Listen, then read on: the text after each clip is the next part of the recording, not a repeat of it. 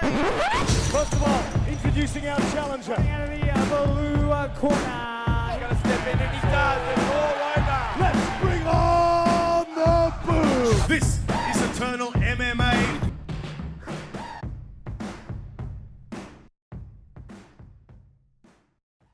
All right, let's kick it off here with another edition on Eternal Insiders. My name is Luke, and as always, I'm your host. And man, I tell you what, I'm excited for this one today because I tell you what, it's not every day you are joined by the most entertaining fighter in all of combat sports for Australia. I'm talking, of course, about Josh the Kamikaze Kuhne. He's finally back in the cockpit, and he's got his sights set on Sydney, New South Wales for Eternal 78. Kind enough to join us here today on the show with a little bit of his time. Josh, thank you so much for being here, man, and tell me, how does it feel to have another fight on the horizon for you to look forward to as we approach Eternal 78, man? Got to feel good. Yeah, it feels great, man. Like you said, I'm back in. It's been a little bit of a layoff. I think it'll be about 9 months by the time we get in there when the weeks come around. So I'm super excited. I'm feeling good, man. I'm feeling healthy. Got another good opponent lined up. So, yeah, man, I'm just excited to get back in there. I've been working this whole time. So, yeah, I feel like I've got a whole new skill set, a whole new set of tools that I'm ready to come out and show everyone what I'm doing. And we're looking forward to that as always, man. I mean, it's very rare that we're not looking forward to a Josh Kamikaze Kuhne fight. But I mean, as far as like, it's not like you're not busy, right? I mean, there's so much that you're sort of always doing outside of martial arts. Of course, owning and running the tattoo studio. You're a family man. You got the kids. I mean, you just moved house back in March, I think it was. There's so much for you going on. I'm loving the tattoo talk videos and everything that you're doing as well. So suffice to say, you do have a lot of things going in your life outside of just fighting. Yeah, man, I do. Like fighting's my number one priority. Don't get me wrong. Like every day I'm training twice a day. But man, I got to squeeze in all the rest of my life in there too. Like you said, I got my kids, I got my wife, I got my family. I got my tattoo studio, my staff here. So yeah, it takes up a bit of time. My tattoo talks project, that's a bit of a side project at the moment. I don't want it to interfere too much with my training. But most definitely it keeps me busy, man. It keeps me busy, but I'd rather do that than be sitting around doing nothing. I'm hearing you, man. And how is everything going down at the new studio? When I say new studio, I mean, you've been there for some time there now, but I know you moved into that building, was it last year? Maybe like, how is everything kicking off there? It looks fantastic down there, man. Yeah, man, the new building's epic, man. We're right in the heart of the Gold Coast now, between Surface and Broadbeach on the Gold Coast Highway, only 100 meters from the beach.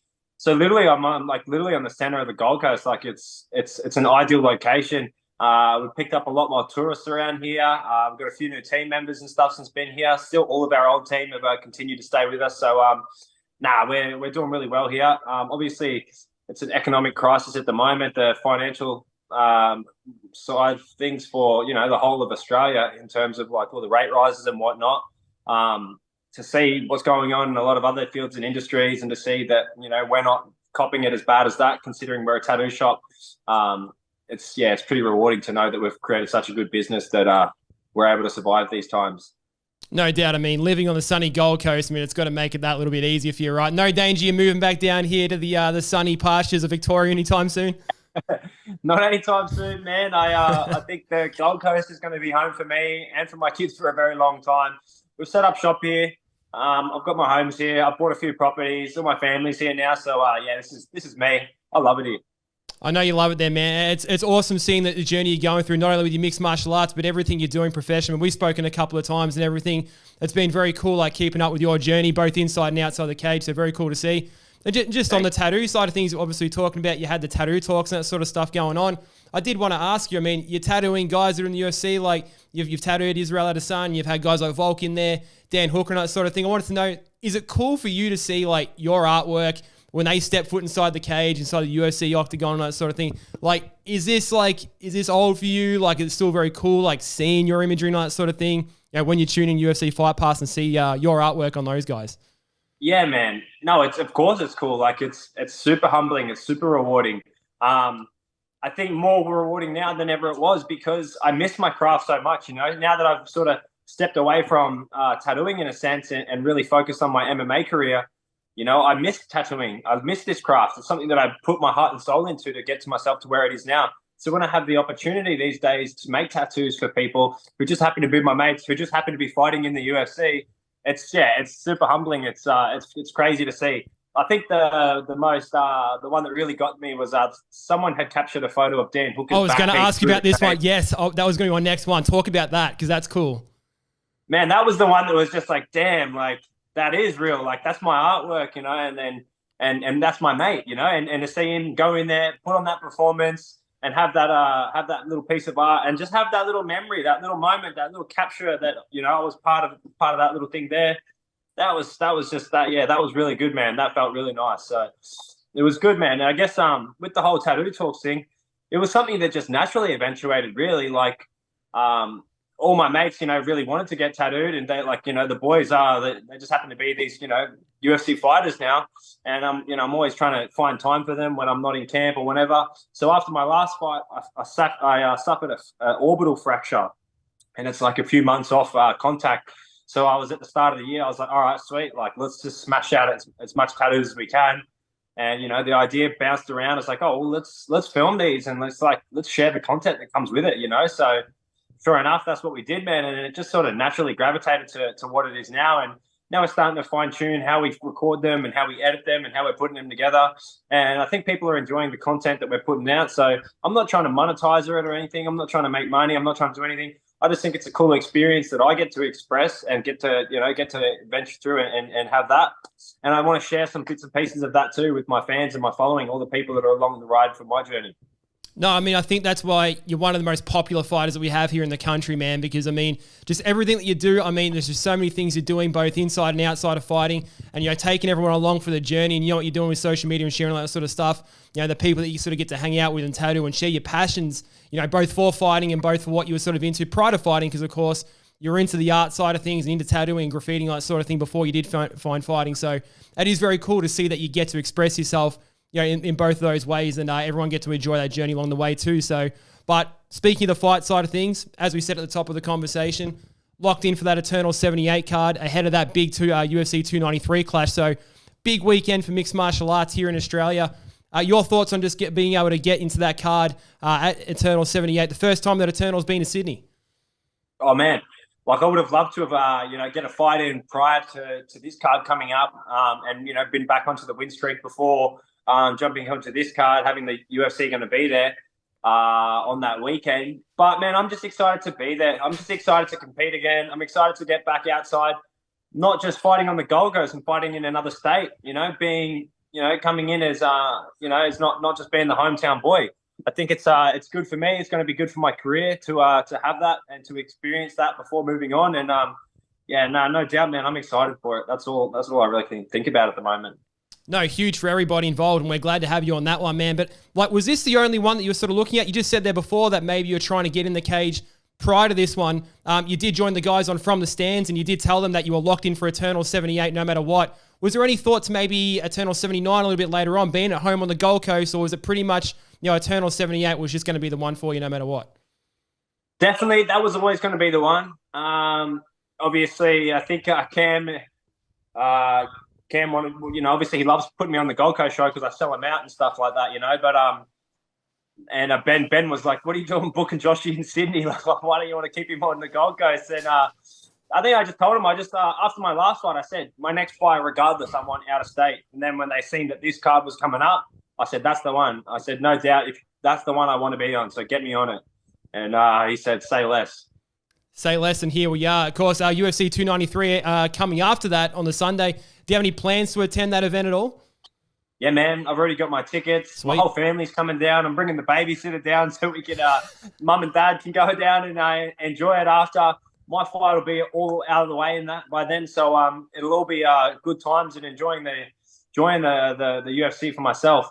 Pretty much every one of my mates is fighting on that card, man. I just about know the whole card. So for me, it's exciting. I definitely wouldn't miss it. And I've already got my tickets. My wife and I, we're going to be there in attendance. My whole family's going to be there, actually. It's exciting. Nice. To be a good time for the Kuhne family and friends all around. I mean, a couple of days break. I mean, I was doing a couple of podcasts prior to this, and I've been saying the very next day, UFC 293, fuck that one up because, I mean, it's on a Friday night, so you do get that. Friday, it's on the Friday night. Had to change my flights for that one because I thought it was going to be on the Saturday, so I had to sort of mix that up. But very cool that we've got that coming up. Anything in particular or any fight that you're looking forward to in particular for that 293 card?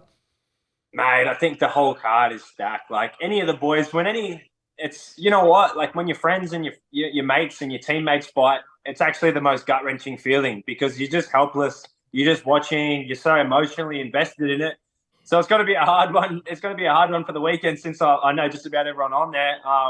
And have bonds with these people, inside and outside of the training. So yeah, I think it's going to be a nerve-wracking one, but not that I say it as don't have confidence in all of my mates. It's just one of those ones that no matter what, when they're in there, it's just a helpless feeling, So I'm excited for it, but I'm nervous for it as well at the same time. No, I mean, I can't imagine exactly what that's feeling like. I mean, I feel the same things. I mean, I don't even know many of you guys personally, but when I watch you guys get in the cage, having just spent a few minutes talking to me, I feel nervous for you guys. So for people that you train with, people that you know intimately, friends and family, that sort of thing, I can't even imagine what that's sort of like for you sort of having to deal with that. But I mean, you've got your own fight coming up, so that's first and foremost. I did sort of want to just touch on a couple of things here. Like, there's not too many people that came in to their career here in Australia for Eternal MMA that started their career off with such a bang, winning your first 6 fights. I'm counting your first, obviously, amateur fights that you had, 3 amateur fights, into your 3 pro fights that you had, 379 seconds total amount of time spent across those first 6 fights, totaling barely more than a round. And you sort of skip ahead to your next couple of fights. Unfortunately, didn't go your way. But, I mean, on that, 2 big things come out of that, right? That massive fight that you had back in May of 2022 with Dimps Gillies, fight of the year, fight of the decade, fight of the century, potentially the greatest mixed martial arts fight we've ever seen in this country. Call it whatever you like. There was no losers there. Stocks went up for both of you guys. Everyone loved it and have watched it on repeat ever since. The Beata fight moved down to featherweight. Didn't go your way for that one either, but you did say ahead of that fight that you were looking forward to showing off some new parts of your game that you've been working on, and we did get to see that. We saw the evolution in your ground game. We saw the evolution in your grappling. You got to show off so much stuff in there. Ultimately didn't get the win, but can you just take me through that sort of period of time, starting off your career with such a bang, going through that adversity with, having those couple of losses sort of later on, but in hindsight, and I guess to a sort of a good point, getting to show off the evolution in your game in, let's be frank, such a short amount of time that you've been doing this for? Yeah, man. I think the time frame is pretty important one to note. Like, I came into this sport when I was 27 years old. It's for anyone, it's a late start. And at the start of my career, Cam was having a good time matching me with somewhat equally matched opponents. But then by the time it came around to it, and I was starching people, I was getting turned down left, right, and center. So then I'm still coming in with 3 years, sometimes less experience by the time that I was fighting Dimps. And he's a seasoned vet, and then, you got Abdullah, who's the number 1 ranked, featherweight in the country at the time. You got to say, like, I was sort of rushed up to the top of those things. And I think some of the reasons that I didn't come out on top of some of those fights without making excuses was just a lack of experience and lack of being in there and lack of, like we said, 379 seconds or whatever it was, total cage time to get myself into a professional, fight where I'm fighting dudes who are experiences what they were isn't very much, So I think I've taken a lot away since then. I've had a bit of time to go away, work on my composure, work on my experience, some things that, fighting professionals at the top level now, I have to really take into consideration. And now I've done that, and I've mastered some of those skill sets and I feel very confident in my skill base and what I've done now and the work that I've put in to get myself to where I am now, that I think those losses were very important to really give me a hard lesson and a good look at my, my approach into things and to really assess what I'm going to do moving forward. And I think I've really got my head wrapped around what I'm doing now and how I'm doing it. And we're looking forward to seeing that next step in your evolution, man. But I mean, for those people that don't know, I mean, you were saying you'd only sort of been doing this since the age of 27. I mean, I spoke to you in December of 2021. Forget about not doing like martial arts, since then. You've told me back then that you basically only been hitting pads for 4 years at that stage when I'd sort of spoken to you. So it's not like you'd grown up just sort of, boxing as a kid and then slowly found your way into martial arts. You'd barely been hitting pads, let alone wrestling, grappling, that sort of thing. Like, you've got to appreciate, like, just for the fact that you started at that point, man. Yeah. Crazy, man. Crazy. Yeah. So like I'm like you said, I didn't just start fighting at that point with the training already. I started training at that point. Yeah. And was learning on the job, So, catapult myself into the top of the craft. And, I'm still holding myself at 3 rounds with a guy like Dimps, who's fighting the best of the best. And, come out and to be where I'm at now, like, I can reflect on it. I can, get through the losses and I can only take it and move upwards from here. And that's what I'm going to do.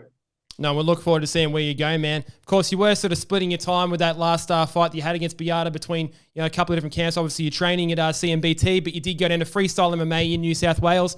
Is it pretty much just full-time CMBT at this point? Have you had a chance to sort of go back down there and work on at Freestyle MMA at all with that, or is it pretty much just exclusively sticking around the sort of the local spot at the moment? So like the thing is when I was going down to Freestyle, when I was living on my Gold Coast before I moved to my old house, I was getting stuck with about 3 hours of commute time to travel to and from training to make my 2 sessions a day, every day, 6 days a week. And that was tallying up on me. So, I'd have to fly to New South Wales and put a stint in there and be away from my family. And it was very taxing, and it was pretty hard. But now I've just recently bought a house that's only 10 minutes from the gym, 10 minutes from work. So I've got all those hours back in my day. I feel like a new person. I feel like I've got a new breath of air, and I've got all this extra time on my hands. I feel like, a whole new energy. Some other things that were going on outside of in my life as well, not worth mentioning, but I feel like I'm definitely in a new place right now, and I'm happy, man. And a happy fight is a dangerous one. I couldn't say it better myself, man. And we're looking forward to see if you reap the rewards of having that new lease on life. Very cool, because you're a dangerous man to begin with. So if you're a happy and rejuvenated man, good luck for anyone else that's going to be in your path. Now, especially coming up for this fight here against James McBride. Now, I wanted to ask you, we got this one as a catchweight fight at 68 kilos. You began your career starting as a lightweight, fighting as a lightweight. You did make that move down to featherweight for your fight against Abdallah Baeta. This one's as a catchweight bout. Can you sort of take me through the process of agreeing to that fight as a catchweight? And where do you sort of see your future in terms of where you'd like to fight optimally between that featherweight and lightweight division? Yeah, man. This was actually, they asked me if I wanted to take it as a catchweight bout. And I was just happy to get a fight. So I just said, yeah, you know what I mean? That was just my thought process in it. I was going to say, let's move it up to lightweight and just, make it an official bout. But then I thought, who cares, man? I see myself coming back down to featherweight anyway. I had a bit of error in my rehydration process. Didn't quite stick to the criteria as much as I should have, and paid the price for that ultimately in my last fight.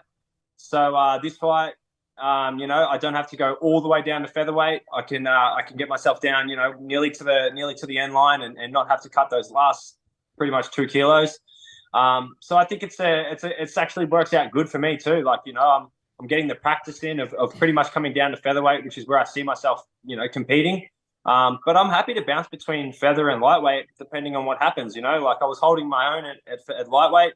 I was even fighting at welterweight before that. So yeah, man, I'm happy to bounce between those two. But majority, I think my planned fights were ones that I'm sticking out, a full camp. I'll be fighting at featherweight.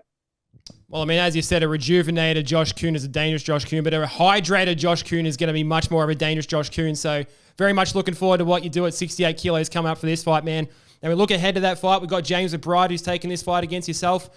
He had a win coming off a win against Brad Ramsey, someone that I think, to my knowledge, was someone that was sort of mooted as a potential opponent for you if it was going to be at featherweight. He got that win against him. What are your thoughts on sort of this matchup, man, coming in against James McBride at Eternal 78?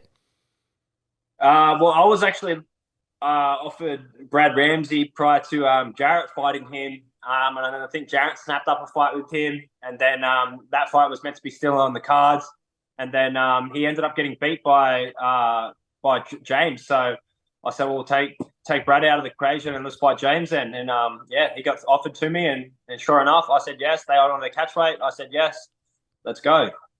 Here we go. Can't wait for it to come up, man. This fight is just it's coming in on such a huge card. This is pretty much like in Cam O'Neill's words, this is already a stacked card coming with a couple of title fights. Adding you in there into the mix is just pretty much the cherry on top of the cake, man.